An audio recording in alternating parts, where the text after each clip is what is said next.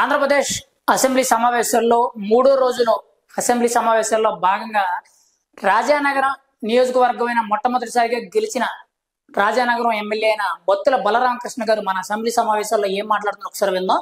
రాష్ట్రంలో ముఖ్యంగా రాజానగరం నియోజకవర్గంలో డ్రగ్స్ అమ్మకాలు, బెట్టింగ్ వ్యసనాలు, లోన్ యాప్స్ వేధింపులపై మాట్లాడి వాటిని అరికట్టాలని చెప్పి ప్రభుత్వానికి విజ్ఞప్తి చేసిన జనసేన రాజానగరం ఎమ్మెల్యే అయిన బొత్తుల బలరామకృష్ణ గారు అసలు ఏం మాట్లాడారు ఏంటి అనేది ఒకసారి మనం విన్నాం.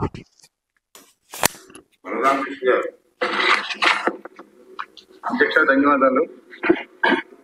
గత ప్రభుత్వ హయాంలో రాష్ట్రంలో గంజాయి, బ్లేడ్ బ్యాచ్, రౌడీయిజం, దొంగతనాలు, ఆన్లైన్ యాప్స్, క్రికెట్ బెట్టింగ్లు, దేవాలయాలపై దాడులు, మహిళలపై మిస్సింగ్ కేసులు, చాలా అసంఖ్య కార్యక్రమాలు అడ్డంగా మారింది అధ్యక్ష. ముఖ్యంగా చూస్తే స్కూల్స్, కాలేజెస్, యూనివర్సిటీస్ తో సహా అన్ని చోట్ల గంజాయి అమ్మే వాళ్ళు ఉన్నారు. పారాసిటమాల్ టాబ్లెట్, చాక్లెట్లు, బిస్కెట్లు దొరకని చోట కూడా గంజాయి దొరుకుతుంది అధ్యక్ష. యువత అంతా కూడా నాశనం అయిపోతున్నారు, వాళ్ళ భవిష్యత్తు అంతా కూడా నాశనం అయిపోతుంది. ఇలాంటి వాటిపై ఎలాంటి చర్య తీసుకోబోతుంది? అదే విధంగా చూస్తే బ్లేడ్ బ్యాచ్, రౌడీయిజం గత ప్రభుత్వ హయాంలో రాజానగరం నియోజకవర్గంలో బ్లేడ్ బ్యాచ్ అడ్డాగా చేసుకుని భూ కబ్జాలు, స్థల కబ్జాలు, రౌడీయిజం చేస్తూ ప్రజలను భయభ్రాంతులు చేయడం కూడా గురి జరిగింది. అదే విధంగా మన ఉప ముఖ్యమంత్రి వర్యులు శ్రీ పవన్ కళ్యాణ్ గారు అక్కడ ఎన్నికల్లో ప్రచారంలో భాగంగా కోరుకొండ వచ్చినప్పుడు అక్కడికి మీటింగ్ వచ్చిన వాళ్ళని 400 మంది బ్లేడ్ బ్యాచ్, ఈ గంజాయి టీం అందరూ కలిసి అక్కడికి వచ్చినటువంటి వాళ్ళందరినీ కూడా భయభ్రాంతులు కూడా చేయడం జరిగింది. ఇంత దారుణమైన పరిస్థితులు ఉన్నాయి అధ్యక్ష.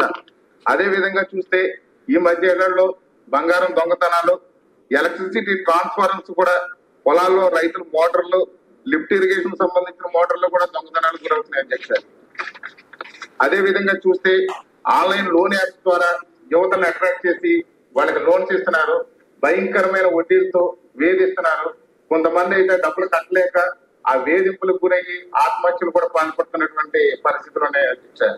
అదే విధంగా చూస్తే క్రికెట్ బెట్టింగ్లు పెచ్చిమీరిపోయి ఈ క్రికెట్ బెట్టింగ్ల వల్ల యువత అంతా నాశనం అయిపోతున్నారు. తల్లిదండ్రులు అందరూ కూడా భయాందోళనకు గురవుతున్నారు అధ్యక్ష. అదే విధంగా చూస్తే దేవాలయాలపై దాడులు, దొంగతనాలు గత ప్రభుత్వంలో చూస్తే రామతీర్థంలో రాముల వారి దేవాలయంలో విగ్రహాన్ని ధ్వంసం చేశారు. విజయవాడ కనకదుర్గమ్మ అమ్మవారి వెండి రథాలు దొంగతనానికి గురైనవి. అంతర్వేది లక్ష్మీ నరసింహస్వామి రథం తగలబెట్టేశారు. అదే విధంగా ఇటీవల రాజానగరం నియోజకవర్గంలో కూడా మొన్న సీతానగరం మండలంలో ఒక బ్లేడ్ బ్యాచ్ అగత్యాలు జరిగిన అధ్యక్ష.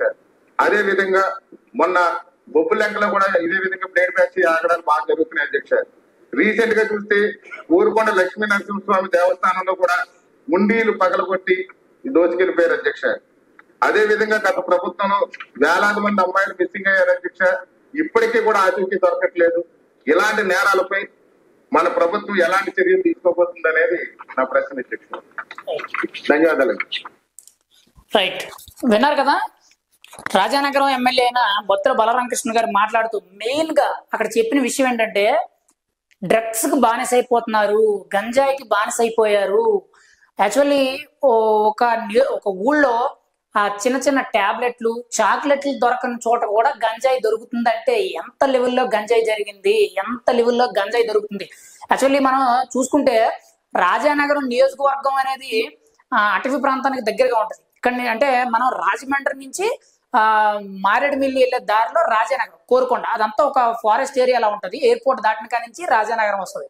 అయితే అక్కడ మెయిన్ గా చూసుకుంటే బ్లేడ్ బ్యాచ్ అనేది కూడా విపరీతం అయిపోయింది. అసలు ఎలా అంటే గతంలో బ్లేడ్ బ్యాచ్ అంటేనే తెలియదు అంటారు రాజమండ్రికి కానీ రాజానగరం నియోజకవర్గానికి కానీ. అయితే గత 5 ఏళ్లలో చూసుకుంటే వైఎస్ఆర్సీపీ నాయకుల అండతో అక్కడున్న మాజీ ఎమ్మెల్యే జక్కంపూడి రాజా కానీ లేకపోతే ఎంపీ మార్గాని భరత్ కానీ వీళ్ళని అడ్డం పెట్టుకొని వీళ్ళ అనుచరుల కింద ఉండేవాళ్ళు, వాళ్ళ కింద ఉండేవాళ్ళు ఎవరైతే ఉన్నారో వీళ్ళని అడ్డం పెట్టుకొని మెయిన్ గా బ్లేడ్ బ్యాచ్ అనేది చాలా దారుణంగా ఉంది. 100కి 50కి తేడా వస్తే చెయ్య, కాలు, పేక ఏదైతే తేడా లేకుండా మనిషి మీద దాడి చేసి డబ్బుల కోసం గంజాయి మత్తులో ఏం చేస్తున్నారో వాళ్ళకి తెలియకుండా ప్రవర్తిస్తున్నారు. గత 5 ఏళ్ళు కూడా రాజమండ్రి ప్రజలే కానీ రాజానగరం ప్రజలే కానీ చాలా భయభ్రాంతులకు గురయ్యారు. అయితే ఇక్కడ రాజానగరం ఎమ్మెల్యే అయిన బొత్తుల బలరామకృష్ణ గారు మెయిన్ గా చెప్తుంది ఏంటంటే అంతటి పల్లెటూరులో కూడా గంజాయి అంత దారుణంగా విపరీతంగా దొరుకుతుంది. అసలు ఎలా సాధ్యపడింది? ఖచ్చితంగా ఇప్పుడు రాబోయే ఇప్పుడు మనం వచ్చిన కూటమి ప్రభుత్వం దీని మీద ఎలా యాక్షన్ తీసుకుంటాది అని చెప్పి ఆయన అయితే అడుగుతున్నారు. ఇది కాకుండా ఎంతో మంది మహిళలు మిస్సింగ్ అయ్యారు, దాని మీద కూడా ఎలా యాక్షన్ తీసుకుంటారు? ఆ పైగా వైఎస్ఆర్సీపీ ప్రభుత్వంలో ఎన్నో గుళ్ళ మీద ధ్వంసం జరిగినాయి. కొన్ని గుళ్ళలో హుండీలు దొంగతనం చేశారు, కొన్ని గుడుల్లోని విగ్రహాల ధ్వంసం చేశారు, కొన్ని గుళ్ళలోనేమో నగలు దొంగతనం చేశారు.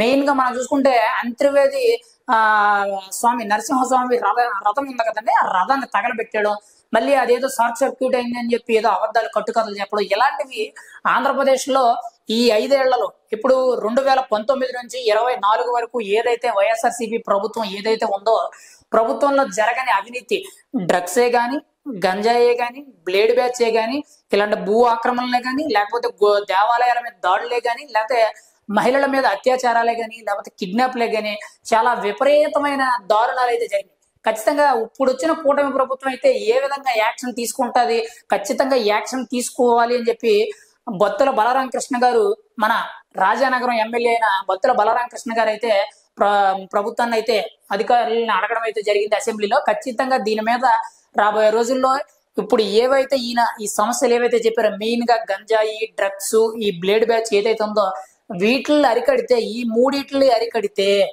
ఖచ్చితంగా మిగతా సమస్యలన్నీ ఆటోమేటిక్ గా సాల్వ్ అయిపోతాయి. ఎందుకంటే ఆ గంజాయి, డ్రగ్స్ వాడకం వలనే ఆ మనిషి ఆ మతిస్థిమితం లేకుండా ఒక రకమైన డిఫరెంట్ వేలో ప్రవర్తిస్తూ అతను ఏం చేస్తాడో అతనికి తెలియకుండా ఒకరిని దాడి చేయడము, ఒకరి మీద, లేకపోతే ఒకరి మీద అఘాయిత్యం చేయడము, లేకపోతే ఒక దొంగతనానికి పాల్పడము, లేకపోతే ఒకరిని హత్య చేయడము, ఇలాంటివి చేస్తారు. యాక్చువల్లీ ఇక్కడ బొత్తుల బలరామకృష్ణ గారు మెయిన్ గా చెప్తుంది ఏంటంటే, ముందు ఈ డ్రగ్స్ ని, గంజాయిని బాగా అరికట్టాలి, ఖచ్చితంగా ప్రభుత్వం దీని మీద యాక్షన్ తీసుకోవాలన్నట్టయితే ఆయన అయితే చెప్పడం అయితే జరిగింది. ఖచ్చితంగా దాని మీద రాబోయే రోజుల్లో కూటమి ప్రభుత్వం మీద కూడా యాక్షన్ తీసుకోవాలి. మెయిన్ గా ఇది ఒకటే కాకుండా లోన్ యాప్స్ అని, బెట్టింగ్ యాప్స్ అని, మెయిన్ గా ఎవరైతే యువత ఈ సోషల్ మీడియాని యూజ్ చేసే యువత ఎవరైతే ఉన్నారో, ఖాళీగా ఉన్న యువత ఎవరైతే ఉన్నారో వాళ్ళని టార్గెట్ చేస్తూ మీకు లోన్స్ ఇస్తాము, ఎంత తక్కువకి ఇస్తామని చెప్పి వాళ్ళకి ఆశ చూపి తర్వాత వాళ్ళని నానా ఇబ్బందులు పెట్టి వాళ్ళంతటా వాళ్ళే సూసైడ్ చేసుకునే అంత సిచ్యువేషన్కి వెళ్తుంది ఈ యువత అంతా కూడా. ఇది కాకుండా నీకు క్రికెట్ బెట్టింగ్ లో ఆల్రెడీ తెలిసి ఉంటాయి, క్రికెట్ బెట్టింగ్ లో